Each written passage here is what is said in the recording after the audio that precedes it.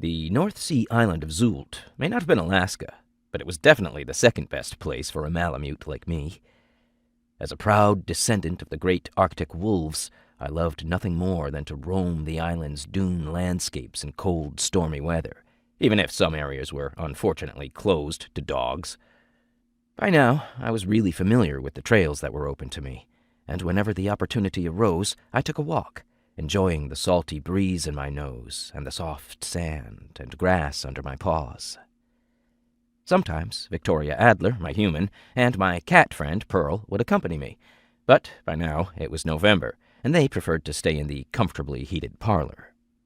The tiny one, Pearl, was actually also a daughter of the high north, but a dyed-in-the-wool sofa cat by conviction, and Victoria, like all humans, had no fur worth mentioning, and was forced to wrap herself in thick clothing every time she wanted to go outside.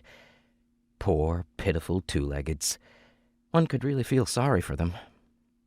Victoria often didn't lock the front door when we were home, because Sylt is generally a safe and peaceful place, at least as far as burglaries are concerned. There is little theft, but when it comes to murder, I cannot in good conscience call the island a secure refuge.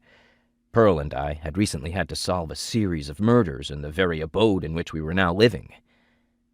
The fact that Victoria still felt safe enough to often leave the front door unlocked was probably due to me. I am actually a sled dog by nature, but since Victoria had become my human and Pearl my cat, I took good care of the two of them. It has been a point of honor, even if it is a full-time job. Pulling sleds would be much easier.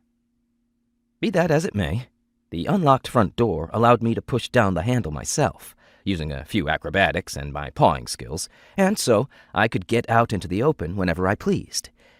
In this way, I was able to undertake unsupervised wanderings, both near to and further from the house.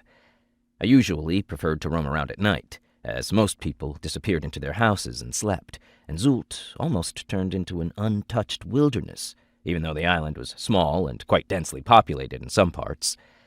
In November, far fewer tourists come to the island, and that was just fine with me.